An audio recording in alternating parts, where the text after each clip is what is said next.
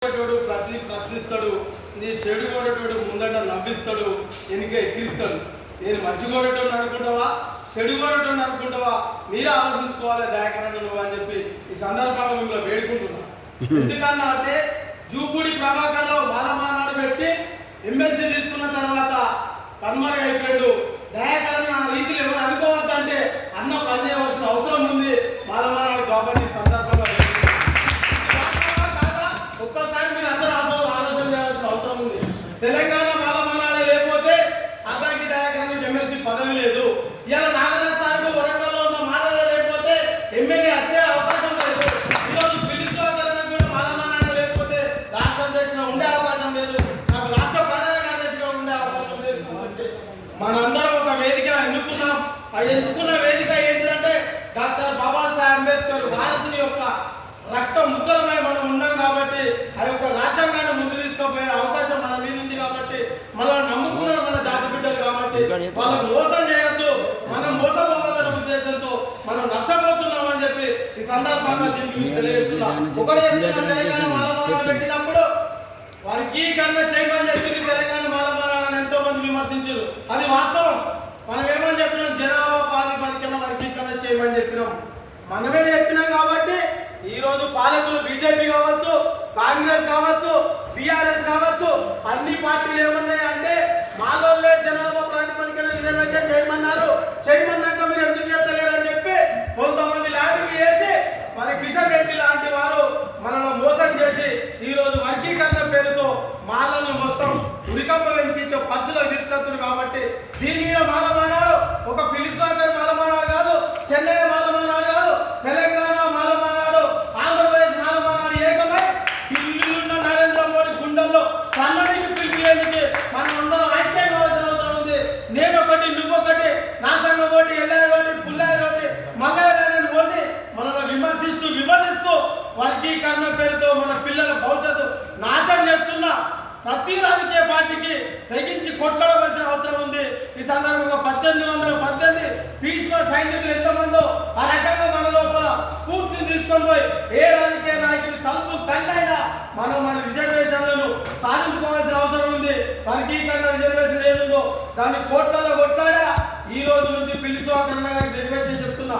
ఏ జిల్లాలలో మాలా ఎమ్మెల్యేలు ఉన్నారో ఒకటే ఒక పిలిపి అన్న మేము మా దగ్గర మాల ఎమ్మెల్యే ఎవరు ఉన్నారో వాళ్ళ ఇళ్ళ కూడా మేము కూర్చుంటాం. రాష్ట్రం అంతటా మాల ఎమ్మెల్యేలు ఇళ్ళ 10 మంది ఎమ్మెల్యేలు, 2 ఎమ్మెల్సీలు, 2 ఎంపీలు, 14 మంది ఇండ్ల ముంగట ఒకటే నాడు తెలంగాణ మాలమానాడు రాష్ట్ర వ్యాప్తంగా ఏ జిల్లాలో ఆ జిల్లాలో కొడుకుతామా, వాళ్ళ కాలు కొట్టుదామా, వాళ్ళ పూలదండ వేద్దామా, ఒక కార్యాచరణ ఏర్పడేవలసిందిగా రాష్ట్ర అధ్యక్షుల వారికి విజ్ఞప్తి చేస్తున్నాం. అదే రకంగా ఒకరోజు మరి స్పీకర్ గారి దగ్గరికి, ఒకరోజు మంత్రుల దగ్గరికి, ఒకరోజు పీసీసీ పేరెంట్ ఇంటి ముట్టాలి, ఒకరోజు రేవంత్ రెడ్డి ఇంటి ముట్టాలి, ఒకరోజు బండి సంజయ్ ఇంటి ముట్టాలి, ఒకరోజు కిషన్ రెడ్డి ఇంటి ముట్టాలి. ఈ రకంగా కార్యాచరణ చేసుకుంటూ ఢిల్లీకి ప్రయాణం కానికి మనందరం గ్రామ స్థాయిలో ఉన్న మన బిడ్డలతో పాటు కలిసిపోయే అవకాశం మనందరికీ ఉంది. ఇన్ని రోజులు వర్గీకరణ అంటే ఏమో అయిపోయింది, ఇప్పుడు వర్గీకరణ అనేది బరాబర్ తెలిసింది. ఎందుకంటే ఇంటర్మీడియట్ స్కూళ్ళలో కాలేజీలలో సీట్లు రానికి కూడా వాళ్ళకి రావడం లేదు.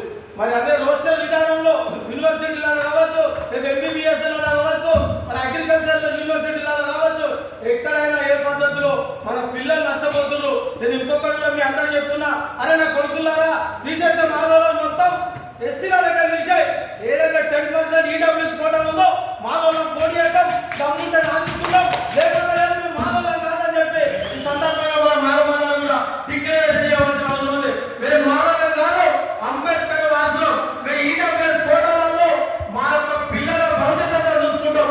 జనరల్ కోటాలలో మనకు సీట్లు ఇవ్వని చెప్పినందుకు కూడా డిమాండ్ చేయవలసిన అవసరం ఉందని చెప్పి ఈ సందర్భంగా మేము విజ్ఞప్తి చేస్తున్నాం. ఒకవేళ మనం పని చేయకపోతే, మనకు సంఘాలు ఎక్కే కాకపోతే ఈ సంఘాలని పక్కన పెట్టి పాలకుల మధ్య జీతగాలుగా ఉంటే మంచిది అని చెప్పి ఈ సందర్భంగా కూడా మీకు విజ్ఞప్తి చేస్తున్నాం. ఎందుకంటే ఒక నాయకుడు మంత్రి అవుతాడు, ఒక నాయకుడు ఎమ్మెల్యే అవుతాడు, ఒక నాయకుడు జిల్లా పరిషత్ చైర్మన్ అవుతాడు, ఒక నాయకుడు డీజీపీ అవుతాడు, డిఎస్పీ అవుతాడు. నీ జాతికి పని చేయకపోతే నీ జాతి తరఫున రిజర్వేషన్ అనుభవిస్తూ ఉద్యోగాలు ప్రజాప్రతినిధులుగా ఎందుకుంటున్నాడు ఆ కొడుకులను కూడా ప్రశ్నించి విమర్శించి మనం వాళ్ళని నిలదీయవలసిన అవసరం ఉందని చెప్పి కూడా మళ్ళొక్కసారి విజ్ఞప్తి చేస్తూ పెద్దలు అన్నగారు మీ రాష్ట్ర స్థాయిలో ఉన్న కమిటీ ఏదైతే ఉందో దయచేసి చేర్పులు మార్పులు కంపల్సరీ అవసరం. కొత్త పాత ఉంటేనే దానికి అందం. నేను దాదాపు 10-12 రాష్ట్ర ప్రధాన కార్యదర్శి అని చెప్పుకుంటాను. పనిచేసే వాళ్ళు గదిలో ఉంటారు, పనిచేసే వాళ్ళు గదిలో ఉంటారు, వర్కింగ్ పేరెంట్ గట్టిగా ఉంటారు, అధికార ప్రతినిధులు గట్టిగా ఉంటారు, జిల్లా అధ్యక్షులు గట్టిగా ఉంటారు, మండల పేరెంట్లు గట్టిగా ఉంటారు. ప్రతి గ్రామ స్థాయి నుంచి రాష్ట్ర స్థాయి వరకు ఖచ్చితంగా మాలమానాలు ప్రశ్న చేయవలసిందే, పదవులు మార్చవలసిందే. పనిచేసే వాళ్ళని తీసుకొని నేను పనిచేయకుండా నన్ను తొలగించవలసింది విజ్ఞప్తి చేస్తున్నా. ఎందుకంటే పనిచేయక పానేయక ఉంటే మన జాతి నష్టపోతుంది. రేపు 31వ తారీఖు రోజు యూనివర్సిటీలో ఉద్యోగ సంఘాలు 10 జిల్లాల వ్యాప్తంగా నేను గ్రూప్ లో చూసిన చేస్తున్న మీటింగ్ పెట్టారు.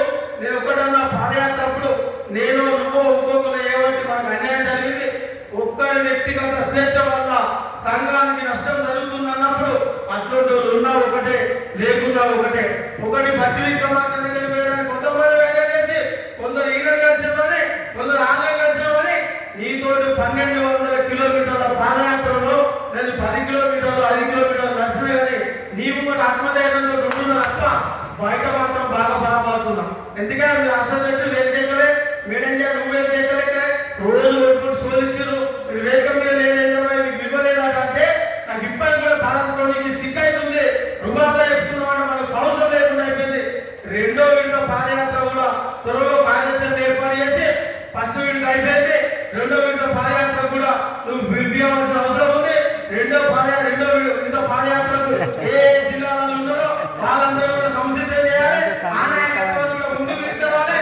వాళ్ళు కూడా మెడలించి పనిచేయవలసిన అవసరం ఉంది.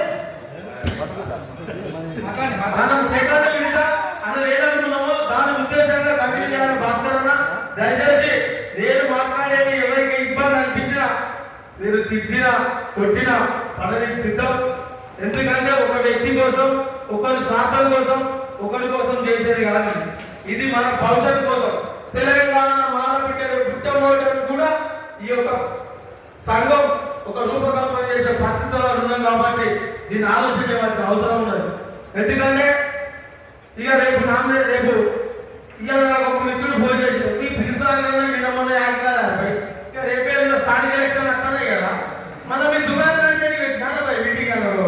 అది అక్కడ మామూలు జడ్పీ డిస్ట్రిక్ట్ కార్డులు, ఎంపీ డిస్ట్రిక్ట్ కార్డులు, సర్పంచులు, జడ్పీటీసీలు వార్డు మెంబర్లు గెలిపించుకున్నాం. దానికోసం మనం మీటింగ్ పెట్టినా నేను చెప్పిన అన్న దీన్ని కూడా నీకు దృష్టిలో చెప్తున్నావు.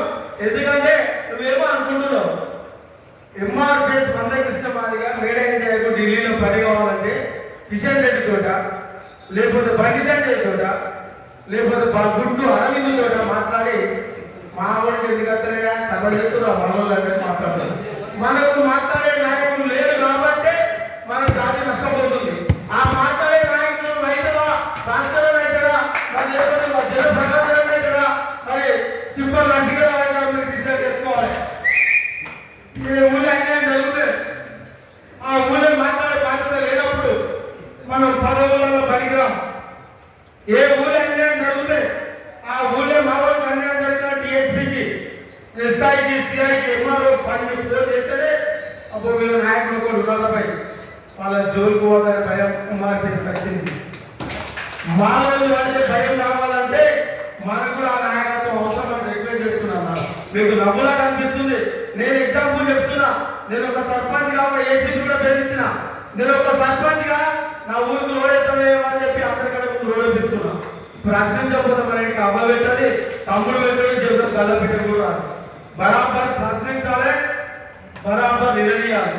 మీరు దయాకరణతో పాటు దయాకరణ వీడియోలంటే వీడియోలని చెప్పారు. ఇబ్బంది వాళ్ళకి ఫోన్ ఎత్తకుండా బాధపడం, మెసేజ్ దూరకుండా బాధపడం, దయాకరణ అడ్డకులాలు వెళ్ళిపోయినప్పుడు ఇంటర్ చేస్తారు, ఏం బాధలేదు. కానీ మాకు మాత్రం తెలంగాణ మాలమన్నాడు కానీ జాతీయ మాలమన్నాడు కానీ ఏ ఊరి అన్యాయం జరిగినా ఆ జిల్లాకు సంబంధించిన ఏసీపీ మాట్లాడే సిపితో మాట్లాడే నాయకత్వం అవసరం ఉందని చెప్పి ఈ సందర్భంగా డిక్లేర్ చేస్తున్నాం.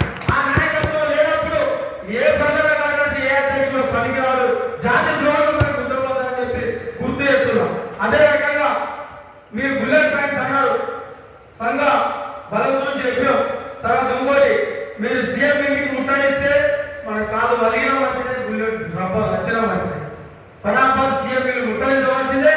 సీఎం కంటే ముందు మీ ఢిల్లీ ప్రోగ్రాం కంటే ముందు ఉమ్మడి జిల్లాలలో వ్యాప్తంగా ఎక్కడ మాల ఎమ్మెల్యేలు 12 మంది ఎమ్మెల్సీలు, ఇద్దరు గోరకెంగా 2 ఎమ్మెల్సీలు, 10 మంది ఎమ్మెల్యేలు, బట్టి విక్రమార్క మరియు స్పీకర్ వీళ్ళ కూడా ఇవన్నిటి పెట్టుకొని 14 మంది ఎంపీలు, వంశీ ఒకటి, మల్లుల ఒకటి, అందరి ముట్టికి మనం రాష్ట్ర వ్యాప్తంగా ఒకటే రోజు అన్ని జిల్లాలలో జరగాలి, ప్రోగ్రాం రావాలి. మాలో కూడా ఎంతో కానీ కాంగ్రెస్ పార్టీ కానీ, బీజేపీ కానీ, టీఆర్ఎస్ కానీ, మరి అయితే తాజా పార్టీ కానీ మాలో ఓట్లు పెడతలేరా? అంబేద్కర్ రాసిన రాజ్యాంగం ద్వారా వాళ్ళు అనుభవిస్తలేరా? వాళ్ళ బాధ్యత లేదా? వాళ్ళకు సోయి లేదా? మరి పదవి రాకముందు పెద్ద పెద్ద మాటలు మాట్లాడారు, పదవి వచ్చాక ఎందుకు మాట్లాడలేదు? మాట్లాడించే అవసరం ఉంది. జేఏసీలో కూడా అన్న ఇక్కడ ఎవరెవరో చెప్పినని చెప్పి జేఏసీలో మనం పక్కకుంటే సరైన భావం కాదు.